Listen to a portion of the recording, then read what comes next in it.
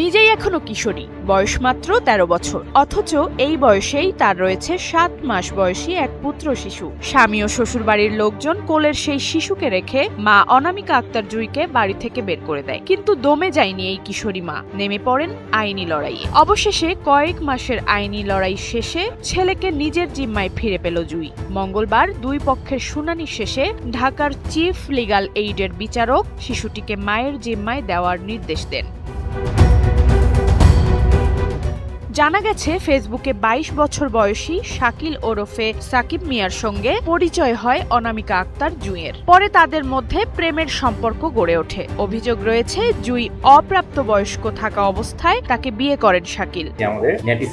খুবই শক্তিশালী একটা রাউটার, ১২০০ MBPS পর্যন্ত আপনাকে স্পিড দিবে, ডুয়েল ব্যান্ডের একটা রাউটার।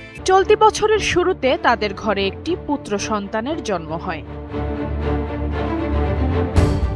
জুঁইয়ের অভিযোগ, সন্তান জন্মের কয়েক মাস পর তাকে শিশুটিকে রেখে শ্বশুরবাড়ি থেকে বের করে দেওয়া হয়। এরপর বিভিন্নভাবে সন্তানকে ফিরে পাওয়ার চেষ্টা করেও ব্যর্থ হয়ে গত ১ জুলাই তিনি ঢাকার চিফ লিগ্যাল এইড অফিসে অভিযোগ করেন।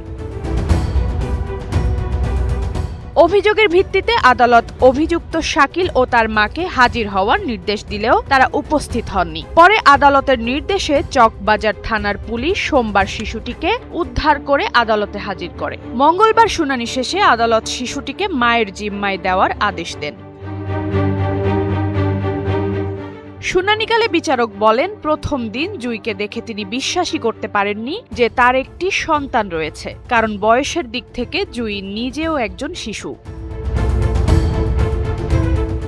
জুঁইয়ের আইনজীবীর দাবি, অপ্রাপ্তবয়স্ক অবস্থায় তাকে প্রলোভন দেখিয়ে নিয়ে যাওয়া হয়। পরে তিনি শারীরিক ও মানসিক নির্যাতনের শিকার হন। সন্তান জন্মের পর তাকে বাড়ি থেকে বের করে দেওয়া হয় এবং শিশুটিকেও তার কাছ থেকে আলাদা রাখা হয়। এই বাচ্চাটার সাথে হলো এই ভিকটিমের সাথে এই আসামির ফেসবুক টিকটকে পরিচয়ের পরে তাকে শুটিং স্পট দেখার কথা বলে কেরানীগঞ্জে, ওখান থেকে তাকে কুষ্টিয়ায় নিয়ে যায় তার বন্ধু বান্ধব সহ।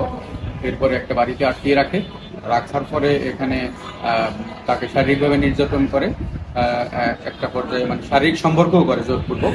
একটা পর্যায়ে তাকে কিছু ব্ল্যাঙ্ক স্ট্যাম্পে স্বাক্ষর করে, এরপরে বলে যে বিয়ে হয়ে গেছে। এই স্বামীর অধিকার নিয়ে তার ইচ্ছার বিরুদ্ধে বারবার তাকে শারীরিক নির্যাতন করার পরে এই আজকে যে বাচ্চা দেখতে পাচ্ছেন, এই বাচ্চাটা ডেলিভারি হয় গত ১/১/২০২৬।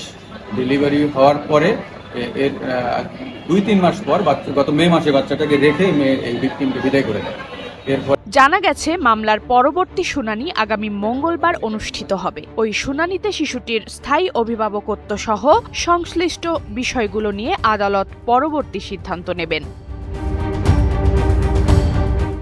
বর্ষা বিশ্বাস, NPB।